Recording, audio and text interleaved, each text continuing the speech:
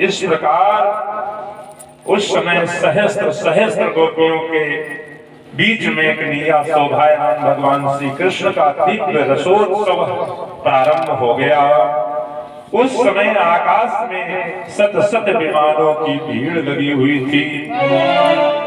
सभी देवता अपनी अपनी पत्नियों के साथ वहां आ पहुंचे और रासोत्सव के दर्शन का लालसा में उत्सुकता से उनका मन अपने वश में नहीं था। स्वर्ग की दुंदुभियां अपने आप बजने लगी, भगवान के निर्मल यश का गान करने लगे।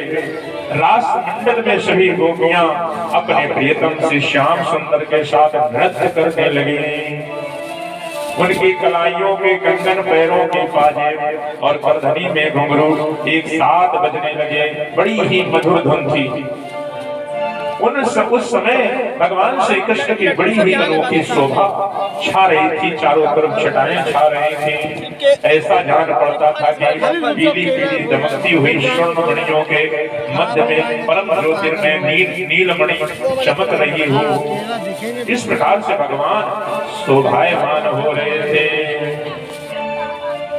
कृष्ण प्रकीर्तितं वीक्ष्य मोहे स्त्रियः कामार्दिता शशांकश्च सगणो विस्मितो भवतो कृत्या तावं परमात्माना यावदीर्घोऽप्योर्षितः रेमेशा भगवास्तभिरात्मा रामो अपि लीलया। भगवान श्री कृष्ण की ये रास क्रीड़ा देखकर स्वर्ग की सभी देवांगनाएं मिलन की कामना से मोहित हो गई और भगवान कृष्ण कन्हैया के साथ रास लीला करने के लिए आ गए।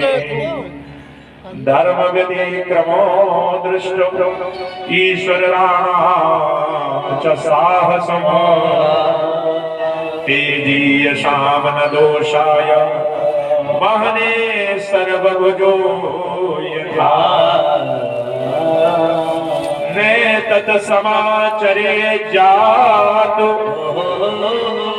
मनसा अपि हर्षणेश्वरः विनश्यतायाचरणो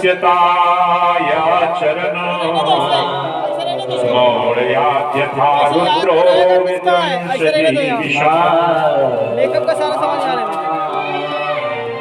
इस प्रकार सूर्य, अग्नि आदि ईश्वर समस्त सभी भगवान के साथ उस समय एक पल के लिए सब ठहर गए। सारी पृथ्वी स्थिर हो गई। सर्वधर्मान परित्यज्य मामेकं शरणं व्रज। सारे धर्मों का त्याग करके तू केवल एक मेरी शरण में आ जा।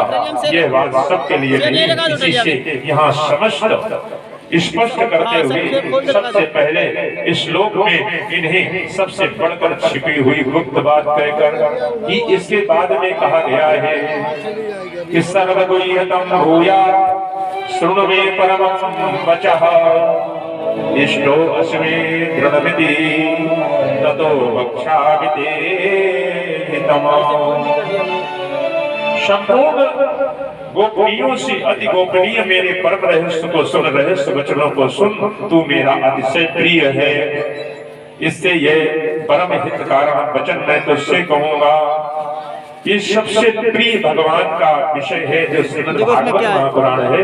ये सबसे प्रिय विषय है जिसके सुनने के लिए भगवान हमेशा प्रकट रहते हैं, हर जगह जाते हैं। सुनने के लिए हमेशा प्रसन्न चित्त रहते हैं। इसलिए हम लोग अगर यहाँ रहकर भी न सुन पाए, अगल बगल में बैठे रहें और भगवान की कथा में ना आ पाए तो ये बड़ा दुर्भाग्य है। क्योंकि कथाएं बड़े भाग्य से ही होती हैं, ऐसे नहीं होती हैं। सोचते हैं कुछ वहां जाएंगे, कुछ चलाना पड़ेगा, कुछ दान दक्षिणा करना पड़ेगा, कुछ नहीं करना पड़ेगा। आइए यहाँ पर कथा श्रवण करिए। ये तो निरंतर गंगा है, भगवान की बह रही है। जिसमें आप गोता लगाते रहिए। एक दानचंद्र नाम के एक सेठ थे। क्या नाम था? दानचंद्र नाम था। दानचंद्र और जीवन में कभी दान नहीं की। नाम था दानचंद्र। उनकी पत्नी उनसे बड़ी परेशान, कहते जीवन में तुमने कभी दान भी नहीं किया और हमारा तो जीवन तुमने नरक बना दिया।